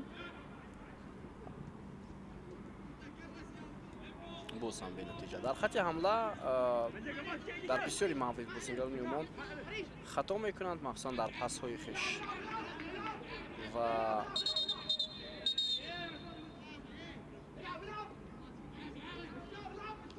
бояд ҷиддитар бозӣ кунанд. як бозингари меҳварие ки дар маркази майдон бештар ҳамлагаронро бо пас таъмин мекунад, чунин бозингар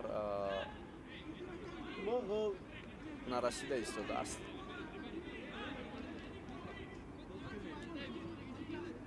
инҷо бозингарони Умон даъво мекунанд ки футболбози тими Малайзия вақтро кашол дода истодааст.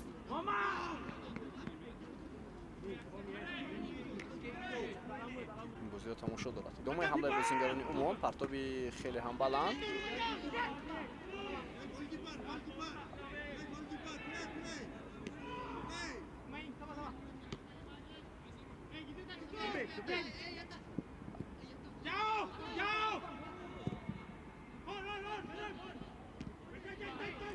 خب اکنون موقعیت هست برای بازیکنان مالایزیا که حمله رو خوبتر انجام دهند و بسیار خوب بازی میکنند در مرکز میدان محافظتگری تیم مالایزیا، اما پس چندان دقیق نبود و ضربه جریمه‌ای با نفع بازیکنان تیم مالایزیا. بشار المحربی حالا کارت زرد میگیرد برای از پای افتادن فوتبالبازی تیم مالایزیا. خب این لحظه رو میبینیم. аллакай дер карда буд футболбози рақами 19 тими Умон ва бозигар ҳарифро аз пои афтони довар маҷбур шуд ки зарбаи ҷаримавӣ таъин кунад.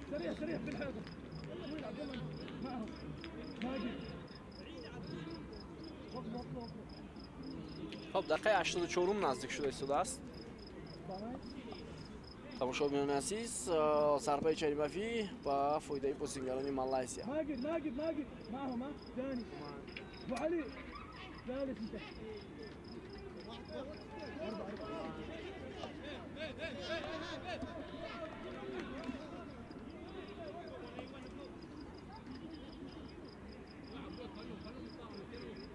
خب آماده میشوند فوتبالبازان تیم مالایزیا برای زدن ضربه.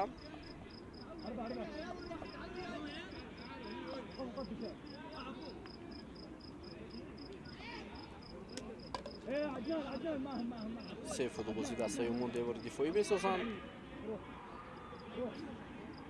4 نفر.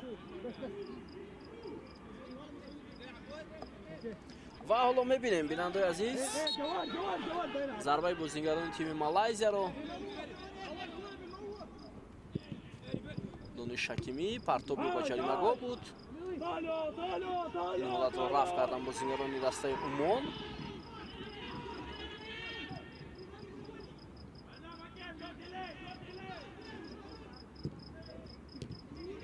حمله نه چندان خوب. پس از جانب نیم محافظتگر مجید الفارسی خوب نمی‌رود.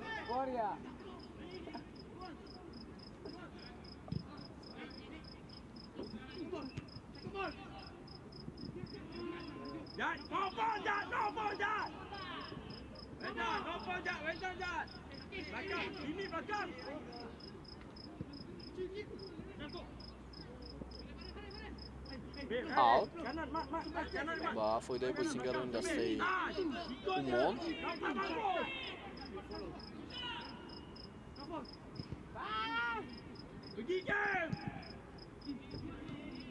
ادامه حمله بازیگران عموم ولی خطا میکند اینجا کاپیتان دسته عموم. امکانیتی به عکس الحمله رفتن هست برای بازیگران مالایزیا ولی دفاعگری دسته عموم هم خیلی خوب هنرنمایی کرد. دقیقه 86 رقابت. به نظرم داور با وقتی اساسی وقتی زیادتر اعلام میکنه، چون از سوی بازیگران دسته مالایزیا وقت خیلی زیاد کشول داده شد. پرتاب جریمه‌گاه دسته مالایزیا و پنالتی اینجا با دروازه دسته مالایزیا حالا تعیین کرده میشود در دقیقه 87 رقابت. خطای خیلی جدی کرد دفاعگری تیم مالایزیا. ببینید وقتی بازیگری دسته عموم حرکت میکرد، او هم با کتف از قفا و هم با پای او رسید که داور از هندوستان بدون یگان شک و شبهه ضربه پنالتی تعیین نمود. خیلی خطای جدی از سوی بازیگری تیم مالایزیا.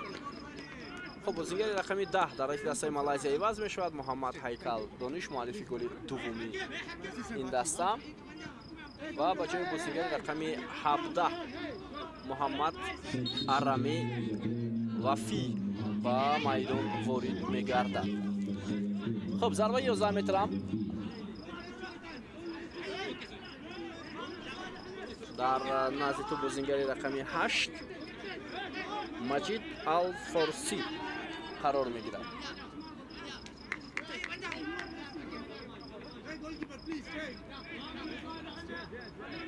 خب بیاید میبینیم بهترین امکانیت برای بازیگری تیم عمان برای تغییر دادن حسابی رقابت.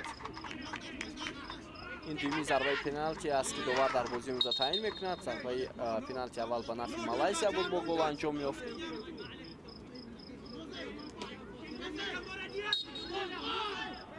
خب حالا ضربه اجرا میشود. ضربه و گل. مجید الفارسی حساب را 2-1 میکند. بیننده عزیز بازیگران عمان زود به مرکز میدان شتاب میکنند.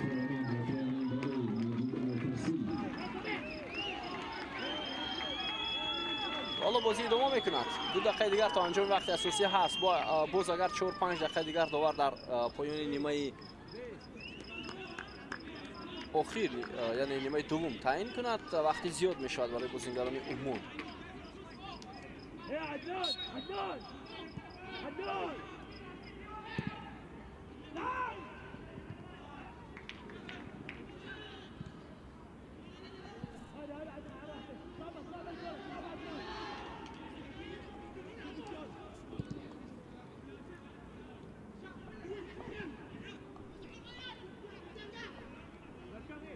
خب مسعود سیف پسوی با کنار ادامه حمله بازیگران عمان.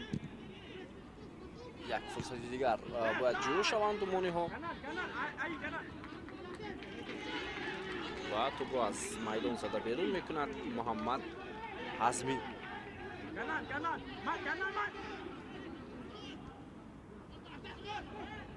ادامه حمله بازیگران عمان.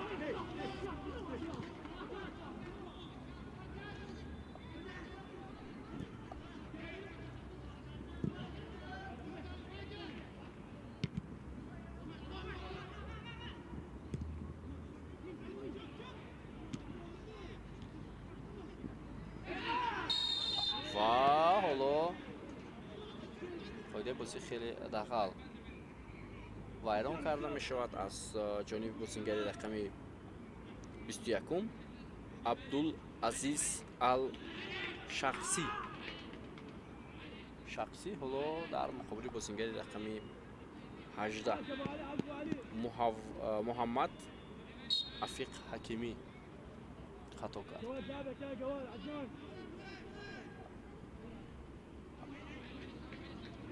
Additional time 7 minutes. 7 دقیقه حالا اضافه شده است به وقت اساسی. اینجا اشاره میکنند از ورزشگاه و ضربه جریمه‌ای به نفع بازیگران عموم. کارت زرد به فوتبالیست رقمی 17 مالایزیا محمد آرامی.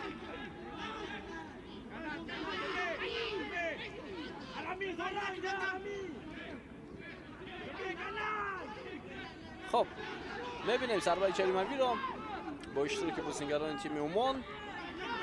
7 دقیقه بسیار مهم برای نجات یافتن партоп хеле баланд ба ҷаримагоҳ ирсол мешавад ва дарвозабони дастаи Малайзия тӯбро дошта мегирад бо як мушкилӣ.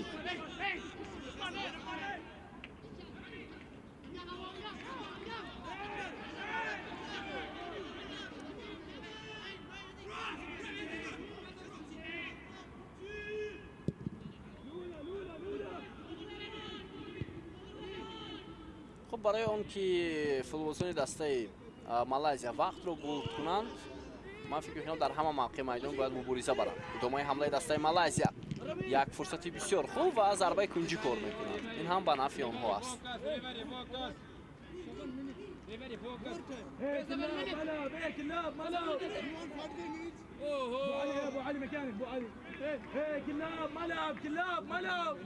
برای اجرا کردن ضربه کنجی دانش حکیمی حالا به نزد توپ می‌رود.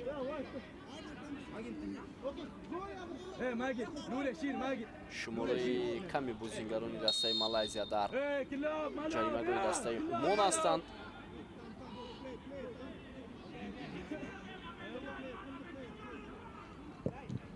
پرتاب بینیم از بلند و امکانیت بود برای تیم مالایزیا بیننده عزیز اما ضربه خطا رفت.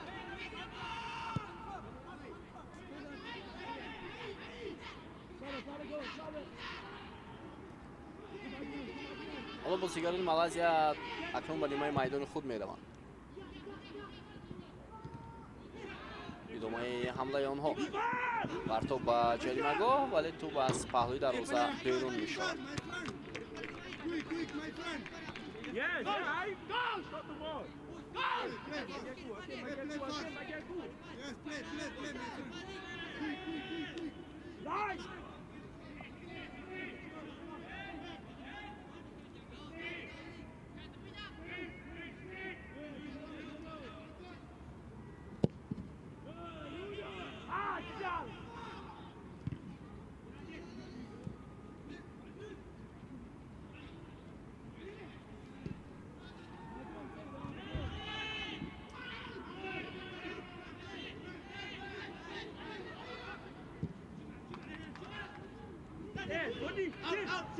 یک حمله دیگری بازیگران عمان ولی برای دریافت توپ خوب راهنمایی کرده نمیتوانند.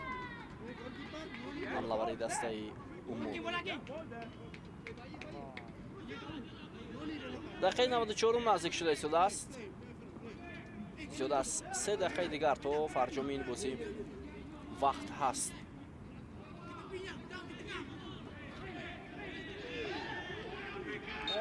عمان که گفته میشد در مقابل دسته مالایزیا با حیث یک تیمی که افضلیت بیشتر دارد یا به اصطلاح دسته فاوریت است اونو مواجه شکست شده ایستاده است در بازی نخستی رقابت انتخابی جام آسیا با ختم جام آسیا بین بازیگران 20 ساله. ادامه حمله دسته مالایزیا رو میبینیم ولی باز هم پس خوبتر انجام نمیشود.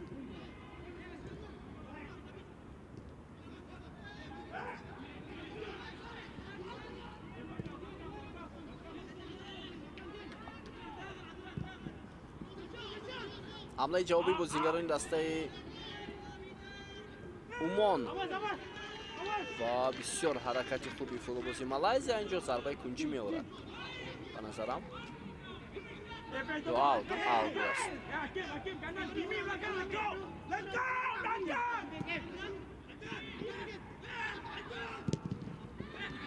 بازیگران دسته عمان حمله‌های خود را انجام می‌دهند. دو دقیقه دیگر باقی میماند تا فرجام رقابت. ادامه میکنند حمله بازیگران عمان و با سمت توپ‌روایی بسیار خوب از پای فوتبالبازی دسته عمان. خلیفه العزی، مسعود سیف البحری، ارسال توپ به عبدالعزیز الشخصی. فرصت برای بازیگران دسته عمان. ترکیب‌های آنها از کنار راستی میدان الشخصی و این حالت نیز برطرف می شود.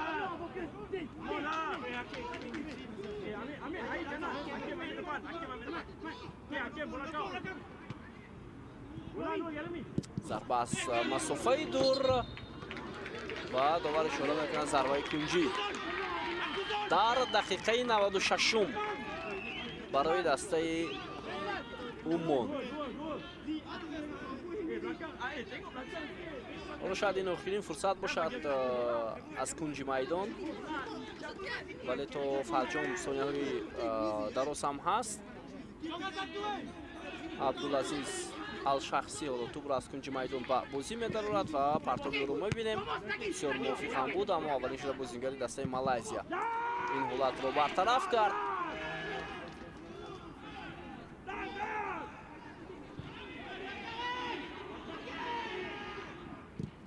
имкониятҳои охирин барои бозингарони тими Умон.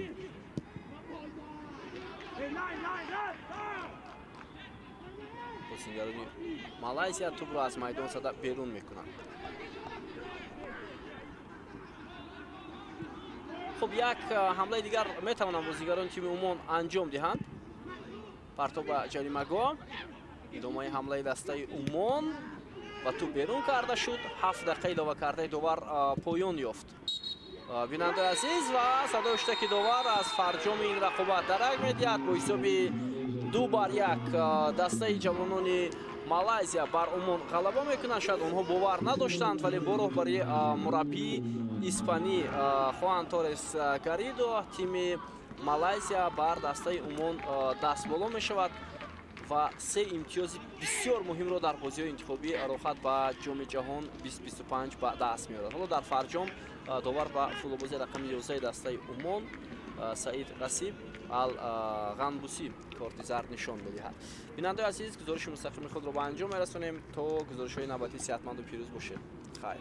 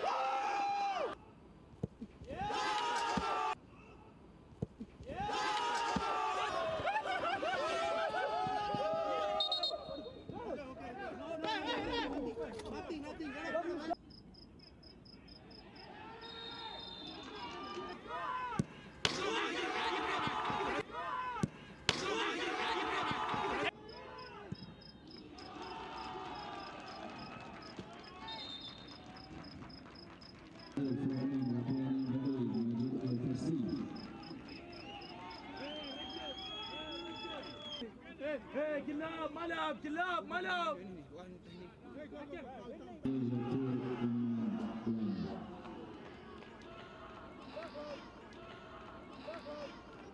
Está